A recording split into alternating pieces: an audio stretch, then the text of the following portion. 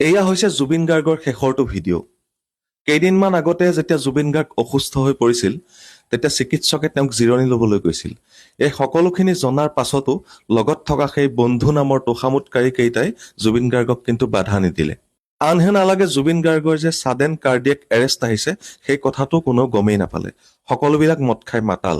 যেতিয়া এজন মন্ত্ৰী ক'ৰবাত যায় তেতিয়া এখন এম্বুলেন্সৰ সৈতে ব্যক্তিগত চিকিৎসক লগত যায়। কিন্তু জুবিন গাৰ্গ অসমৰ লিজেণ্ড। তেওঁ আছিলগৈ ছিংগাপুৰত, তথাপিও কিন্তু জুবিন গাৰ্গৰ লগত কোনো ধৰণৰ ব্যক্তিগত চিকিৎসক নাই। নিজৰ স্বাস্থ্যৰ কথা জানিব পাৰি তেওঁ ততাতৈয়াকৈ কাষত থকা ফ্লোটিং বেগটোত উঠিবলৈ চেষ্টা কৰিছিল, কিন্তু নোৱাৰিলে। লগত থকাবোৰে CPR দিয়াটো দূৰৰে কথা, একো বুজিয়েই নাপালে। কেৱল সকলোৱে আনন্দত মছগুল হৈ থাকিল। কাৰণ ইহঁত বন্ধু নাইবা অনুৰাগী একোৱেই নহয়, ইহঁত হৈছে তোষামোদকাৰী। আকৌ কৈছো, ইহঁত হৈছে তোষামোদকাৰী।